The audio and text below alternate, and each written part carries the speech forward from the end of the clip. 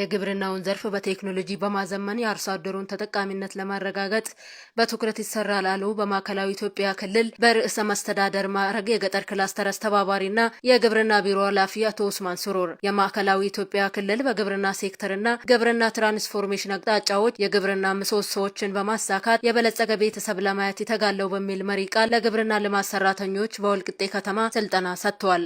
ስልጠና የሰጡት በምክትል ርዕሰ መስተዳደር ማዕረግ የማዕከላዊ ኢትዮጵያ ክልል የገጠር ክላስተር አስተባባሪና የግብርና ቢሮ ኃላፊ አቶ ኡስማን ሱሩር ግብርና የኢኮኖሚ እድገት እንቅስቃሴን እውን ለማድረግ ያለው አስተዋጽኦ ከፍተኛ መሆኑን ገልጸው በክልሉ በግብርናው ዘርፍ በተሰሩ የልማት ስራዎች የህዝቡን ተጠቃሚነት ማረጋገጥና የኑሮ ደረጃ ማሻሻል የሚችል ለውጥ መመዝገቡን ተናግረዋል። ግብርናችንን ለማዘመን የኢትዮጵያና ኢትዮጵያውያን የኢኮኖሚ የማህበራዊ ልማት መሰረት ምሰሶ የሆነው ግብርና ለማዘመን በርካታ የፖሊሲ እርምጃዎች፣ ውሳኔዎች፣ አቅጣጫዎች ተቀምጠው ወደ ተግባር ተገብተዋል። በዚህም መነሻ ማይቻሉ ይመስሉ የነበሩ በርካታ ጉዳዮች ህዝባችንን በማንቀሳቀስ ባለድርሻ አካላትን ባለቤት በማድረግ ምሁራን፣ ሙያተኛው በጉዳዩ ላይ ድርሻቸውን እንዲወጡ ባለቤት በማድረግ ግብርና ላይ የሚታዩ ተጨባጭ ለውጦችን ማምጣት ተችሏል። መንግስት በተለይም ባለፉት 7 ዓመታት ግብርናውን በቴክኖሎጂ በማዘመን አዳዲስ ተሞክሮዎችን ወደ አርሶ አደሩ በማስፋት ህዝቡን በማሳተፍ በተለያዩ የግብርና ልማት ስራዎች ሰፊ ስራ መሰራቱንም ጠቁመዋል። በክልሉ ከተሰሩ የግብርና ልማት ስራዎች የአረንጓዴ አሻራ የሌማት ትሩፋት፣ ዶሮ እርባታ፣ እንስሳት ዘርፍና መሰል የግብርና ልማት ስራዎች ተጠቃሽ መሆናቸውን አንስተው በቀጣይ የግብርናውን ዘርፍ በማዘመን የአርሶ አደሩን ምርታማነት ለማሳደግ በትኩረት ይሰራል ሲሉ ተናግረዋል። ግብርና ለማዘመን በርካታ የፖሊሲ እርምጃዎች፣ ውሳኔዎች፣ አቅጣጫዎች ተቀምጠው ወደ ተግባር ተገብተዋል። ኢትዮጵያ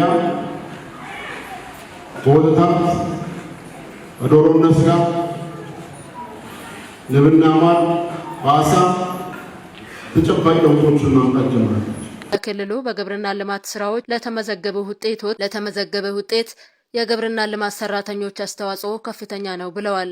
በስልጠና መድረኩ የመክፈቻ ንግግር ያደረጉት የጉራጌ ዞን ምክትል አስተዳዳሪና ግብርና መምሪያ ኃላፊ አቶ አበራ ወንድሞ በበኩላቸው በግብርናው ዘርፍ ህብረተሰቡ ሊለውጥ የሚችል ስራ መሰራቱን ገልጸዋል።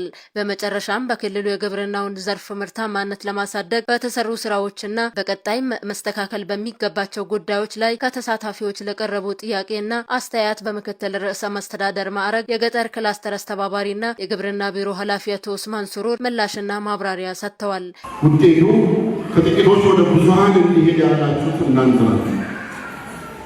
ትላንት ለሰራችሁትና ውጤት እንዲመጣ ምክንያት በመሆናችሁ ነገም ይሄን ውጤት አስቀጥላችሁ አስፍታችሁ እናንተ ባላችሁበት ቀበሌ የድህነት ስራ አድርጎ ምርታማነት አድርጎ ብልጽግና የተቀናጀ ግብርና በቤተሰብ ደረጃ በማከናወን ብልጽግና በቤተሰብ ደረጃ፣ ብልጽግና በማህበረሰብ ደረጃ፣ ብልጽግናን በቀበሌ ደረጃና በወረዳ ደረጃ እውን በማለት ቀድሞ ድህነትን ያሸነፈ ክልል